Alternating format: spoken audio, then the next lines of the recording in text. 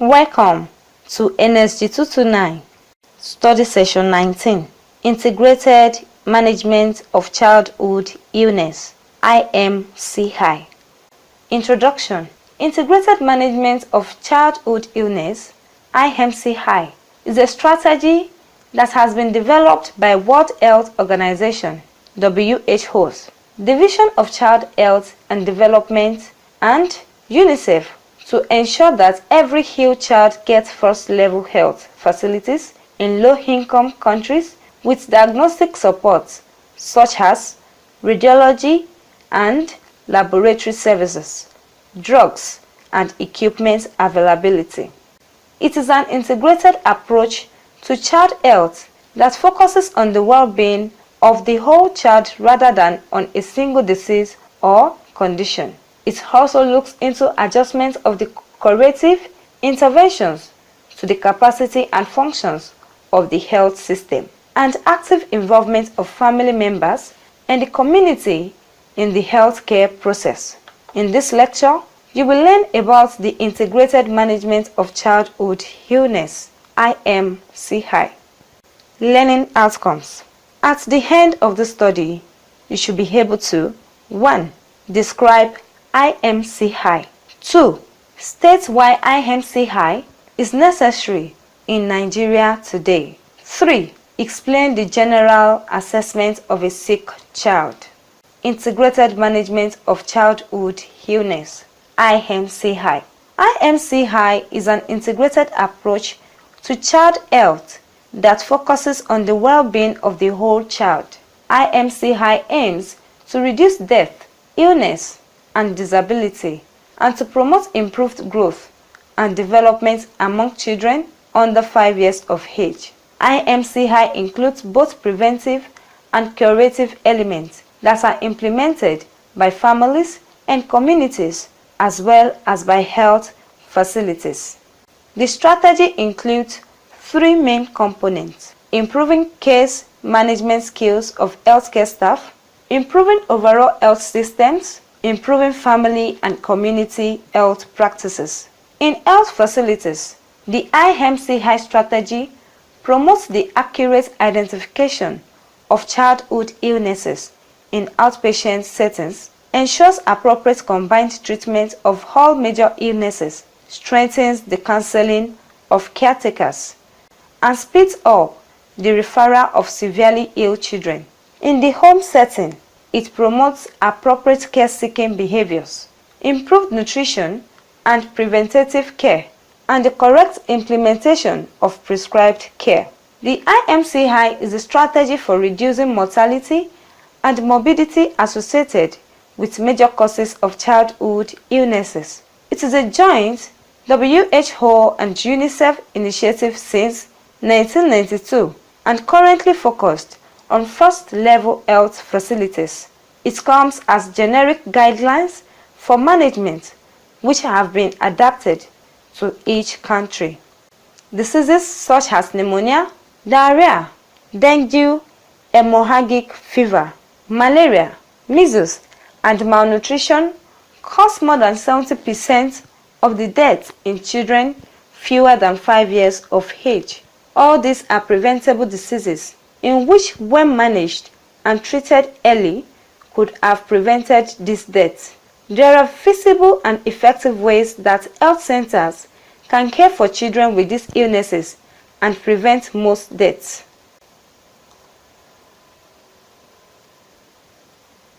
WHO and UNICEF used updated technical findings to describe management of these illnesses in a set of integrated guidelines for each illness. They then developed this protocol to teach the integrated care management process to health workers who see sick children and know which problems are most important to treat. Therefore, effective case management needs to consider all of a child's symptoms. For those children who can be treated at home, caregivers are taught how to provide treatment and when to seek care for their children.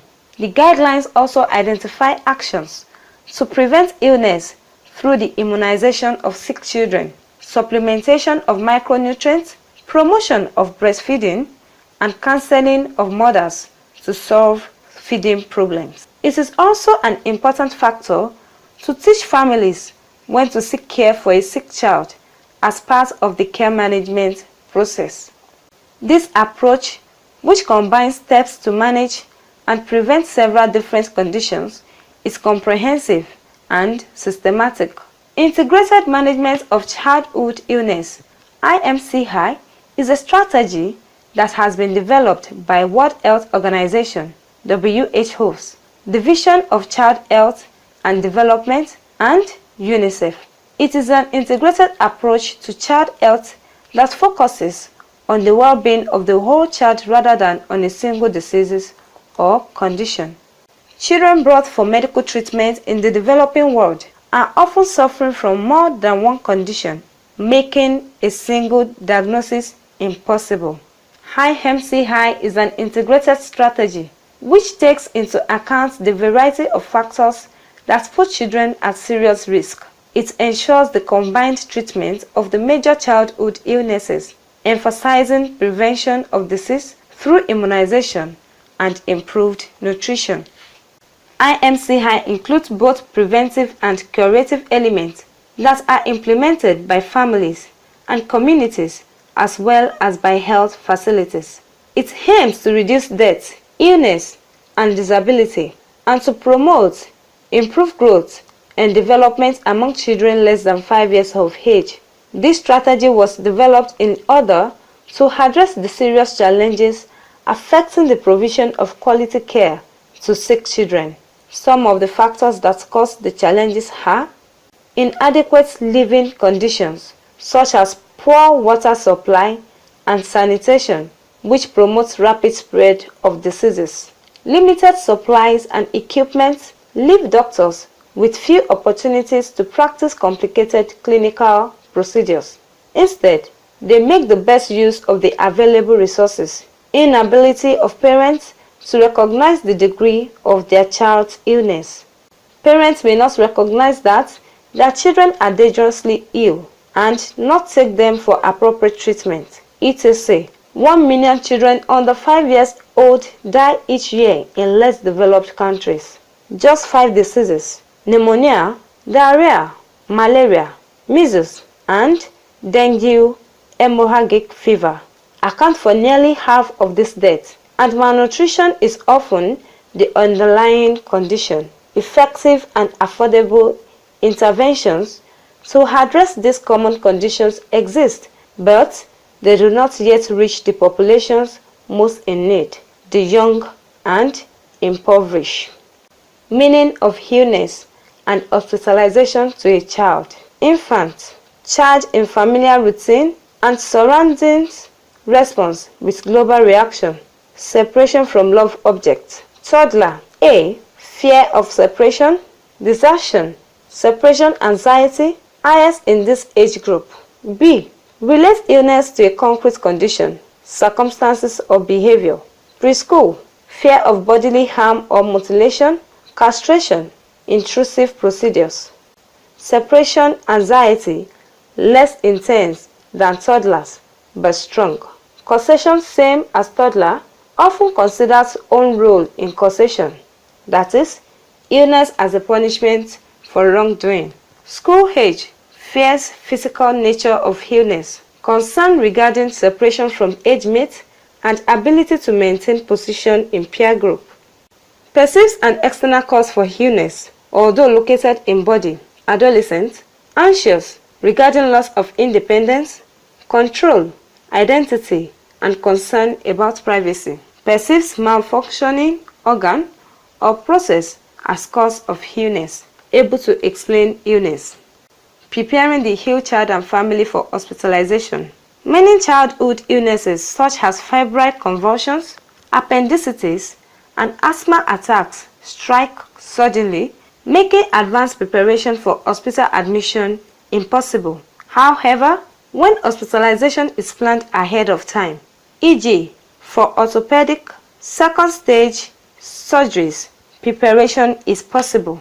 As a rule, parents eagerly seek guidance from nurses on what and how much to tell their children about an anticipated admission. The preparation a parent makes for a child obviously varies according to the child's age and individual experience. No matter what the child's age, however, parents should be encouraged to, above all, convey a positive attitude. The nurse can provide further health teachings and clear up all misunderstandings. Preparing the infant. Because the infant cannot understand explanations, preparation has to be minimal. Special items such as favorite toy, blankets should be packed. Caregivers should spend a great deal of time with an infant. Preparing the toddler and preschool. 1. Three chief fears of the toddler and preschoolers are fear of unknown, fear of abandonment and separation, and fear of mutilation. 2. These children need preparation clearly aimed at alleviating these fears. 3. Bringing a favorite toy can be a help. 4. Child could be encouraged to play with dolls. 5. Condition. Preparing school age and adolescents. Both school age and adolescents need factual explanations of what will happen during hospitalization. A hospital orientation program in which facts of hospitalization are discussed should be used. Introduce the child to another child who had undergone the same condition. Preparing the child of a different cultural background. A. Give assurance that proper care will be provided to the child without any differentiation. Preparing disabled and chronically ill child. 1. Help children to maintain a contact with their families and school friends during a long hospitalization period, as they are staying in hospitals for long term. Provide opportunities for care through phone calls, letters, and open visiting. Preparing the family or caregiver. A. Planning for hospitalization begins as soon as parents know that hospitalization will be necessary. B. Easing parental anxiety regarding illness and hospitalization is important because infants and children can keenly sense a parent's stress. C. As a part of preparation, parents should ask questions about the hospitalization so that they become familiar with the situations. It will help to reduce anxiety. D. Advise parents to ask about the diagnostic procedures, required length of hospital stay, etc. Common reaction of different age groups to hospitalization. The following are the common reaction of different age groups to hospitalization. Regression. Children and teens can sometimes regress as a way of coping with a new situation. For example, a child who has recently been potty trained may wet the bed for a period of time. Other children may adopt an old comforting style that they had given up, like sucking a thumb, becoming more clingy to parents, or whining more than before they came to the hospital. Aggression. Many decisions are made for children and teens in the hospital, and they often feel a sense of having no control. It is common for children and teens to react to this with anger. These responses sometimes include crying, yelling, kicking, or resisting medication. Withdrawal. Some children and teens respond less openly to hospitalization or treatment by withdrawing. For example, parents may observe their child or teen becoming less interested in activities they used to enjoy, sleeping more, talking less, eating less, or not making eye contact. Why is IMCI necessary? According to the 1999 World Health Report, children in low to middle income countries are 10 times more likely to die before reaching age 5 than children living in the industrialized world. In 1998, more than 50 countries still had childhood mortality rates of over 100 per 1,000 live births.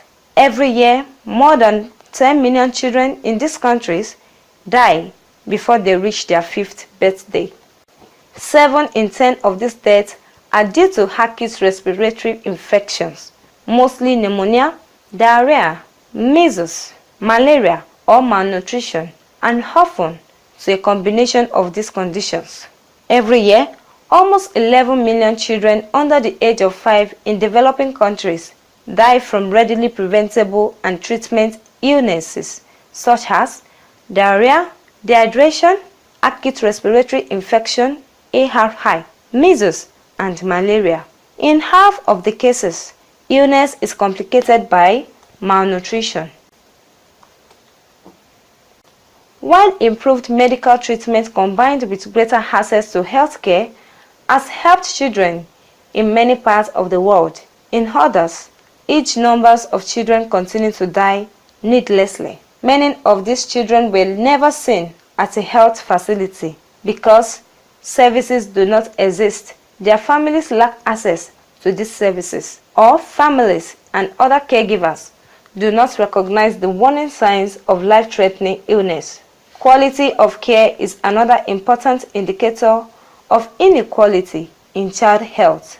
Every day, millions of parents seek health care for their sick children, taking them to hospitals, health centers, pharmacists, doctors, and traditional healers. Surveys reveal that many sick children are not properly assessed and treated by these health providers, and that their parents are poorly advised.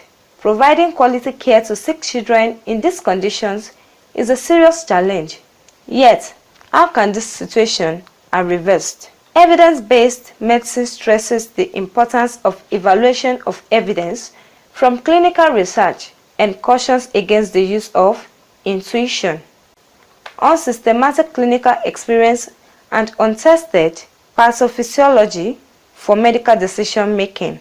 An evidence-based syndrome approach can be used to determine the health problems the child may have, severity of the child's condition, actions that can be taken to care for the child, e.g., refer the child immediately, manage with available resources, or manage at home. Objectives of IMCI: 1. To reduce significantly global morbidity and mortality associated with the major causes of illnesses in children. 2. To contribute to healthy growth and development of children. Components of IMCI. The strategy involves 3 components which are listed below. Improving case management skills of healthcare staff. IMCI ensures that healthcare practitioners are taught to rationalize treatment, prescribing the minimum number of essential medicines. IMCI strategy also promotes the accurate identification of childhood illnesses in outpatient settings. IMCI ensures appropriate combined treatment of all major illnesses, e.g., pneumonia, diarrhea, malnutrition, fever, HIV, AIDS, etc. IMCI also strengthens the counseling of caretakers systems, improving overall health. IMCI aims to improve the whole health systems which deliver care to individuals by 1. Improving follow-up visits to patients that had been discharged. 2. Ensuring that essential drugs are available in the healthcare facilities. 3. Increasing the quality of supervision and support of practitioners. 4. Taking efficient stock control of medicines. 5. Ensuring efficient transport systems for quick referral to hospitals. Also, IMCI set out to improve overall health systems by encouraging clinical science-based intervention. Severely ill patients would require urgent hospital referral. Moderately ill patients would require specific treatment at primary health care facilities and at home. Mildly ill patients would require supportive therapy and counseling at home. Improving family and community health practices. A. Health practices directly influence the overall health conditions of individuals. Hence, if the family and community health practices can be improved, the health of the people would be promoted. Some of the health practices that should be improved on are: B. Unhygienic conditions. It involves poor water supply and poor sanitation, which promotes the rapid spread of disease. C. Incorrect implementation of prescribed drugs. If drug regimen is not followed correctly, the illness would persist and aggravate. But if the drug regimen is correctly implemented by parents or guardians, the illness would be abated. Inadequate nutrition. Nutrition is very essential in children as it encourages their growth. A child's rapid growth is determined by adequate nutrition, since deficiency of nutrients impede growth. Principles of integrated care. The IMC-HI guidelines are based on the following principles. 1. All sick children must be examined for general danger signs, which indicates the need for immediate referral or admission to a hospital. 2. All sick children must be routinely assessed for major symptoms. For children aged 2 months up to 5 years, cough or difficult breathing, diarrhea, fever, ear problems. For young infants aged 1 week up to 2 months, bacterial infection and diarrhea. They must also be routinely assessed for nutritional and immunization status, feeding problems, and other potential problems. 3. Only a limited number of carefully selected clinical signs are used, based on evidence of their sensitivity and specificity to detect disease. These signs were selected considering the conditions and realities of first-level health facilities. A combination of individual signs leads to child classifications rather than a diagnosis. Classifications indicate the severity of conditions. They call for specific actions based on whether the child should be urgently referred to another level of care, require specific treatment such as antibiotics or anti-malaria treatment, or may be safely managed at home. The classifications are color-coded. Pink suggests hospital referral or admission, yellow indicates initiation of treatment, and green calls for home treatment. 5. The IMC-HI guidelines address most, but not all, of the major reasons a sick child is brought to a clinic. A child returning with chronic problems or less common illnesses may require special care. The guidelines do not describe the management of trauma or other acute emergencies due to accidents or injuries. 6. IMC-HI management procedures use limited number of essential drugs and encourage active participation of caretakers in the treatment of children. 7. An essential component of the IMC-HI guidelines is the counseling of caretakers about home management, including counseling of caretakers about feeding, fluids, and when to return to a health facility. Strategy for the integrated approach.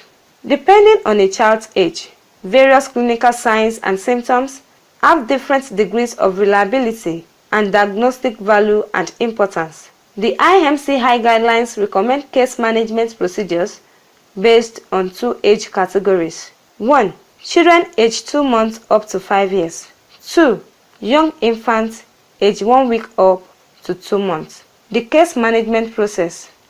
The case management process is used to assess and classify 2 age groups. A. Age 1 week up to 2 months. B. Age 2 months up to 5 years. And how to use the process shown on the chart will help us to identify signs of serious disease such as pneumonia, diarrhea, malaria, measles, DHF, meningitis, malnutrition, and anemia. The case management process. The chart prescribes the following steps. Assess the child or young infant. At the outpatient health facility, the health worker should routinely do basic demographic data collection, vital signs taken, and asking the mother about the child's problems. Determine whether this is an initial or a follow-up visit. The health worker then proceeds with the IMC-HI process by checking for general danger signs, assessing the main symptoms and other processes indicated in the charts below. Take note that for the pink box, referral facilities include district, provincial, and tertiary hospitals. Once admitted, the hospital protocol is used in the management of the sick child.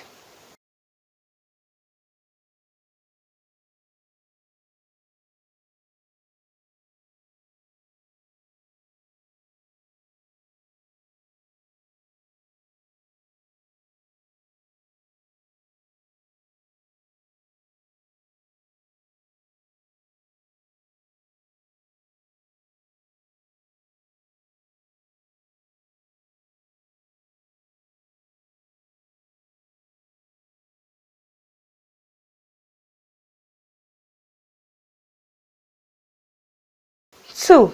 Adapting the standard IMC-HI clinical guidelines to the country's need, available drugs, policies to the local goods and language used by the population. 3. Upgrading care in local clinics by training health workers in new methods to examine and treat children and to effectively counsel parents. 4. Making upgraded care possible by ensuring that enough of the right low-cost medicines and simple equipment are available. 5. Strengthening care in hospitals for these children too sick to be treated in an outpatient clinic. 6. Developing support mechanisms within communities for preventing disease, for helping families to care for sick children, and for getting children to clinics or hospitals when needed. IMC-HI has already been introduced in more than 75 countries around the world. Prevention and treatment strategies. Prevention and treatment strategies have proven effective for saving young lives. A. Childhood vaccinations have successfully reduced deaths due to measles. B. Oral rehydration therapy has contributed to a major reduction in diarrhea deaths. C. Effective antibiotics have saved millions of children with pneumonia. D. Prompt treatment of malaria has allowed more children to recover and lead healthy lives. E. Even modest improvements in breastfeeding practices have reduced childhood deaths. F. Many of these interventions have been summed up into 16 key family practices. While each of these interventions has shown great success, accumulating evidence suggests that a more integrated approach to managing sick children is needed to achieve better outcomes. Child health programs need to move beyond single diseases to addressing the overall health and well-being of the child. Evaluation of IMC-HI. The impact of the strategy is being evaluated by impact, cost, and effectiveness. The results of IMC-HI support the planning and advocacy for child health interventions by ministries of health and developing countries and by national and international partners in development. To date, IMC-HI has been conducted in Brazil, Bangladesh, Peru, Uganda, and the United Republic of Tanzania. The results of the IMC-HI indicates that 1. IMC-HI improves health worker performance and the quality of care. 2. IMC-HI can reduce under-5 mortality and improve nutritional status if implemented well. 3. IMC-HI is worth the investment as it costs up to 6 times less per child correctly managed than correct care. 4. Child survival programs require more attention to activities that improve family and community behaviors. 5. The implementation of child survival interventions needs to be complemented by activities that strengthen system support. 6. A significant reduction in under-5 mortality will not be attained unless large-scale intervention coverage is achieved. Summary: the World Health Organization (WHO) and UNICEF developed integrated management of childhood illness (IMC-HI) as an approved delivery strategy for child survival interventions to help reduce morbidity and mortality in children. IMC-HI aims to reduce morbidity and mortality due to the major killer diseases for children under 5: malaria, diarrhea, malnutrition, measles, acute respiratory infection, and HIV/AIDS. The IMC-HI strategy looks at the child holistically, as children often have more than one condition. We also furthered our study discussing the various components as required in this material. End of study session 19 and end of NSG 229. Thanks for listening.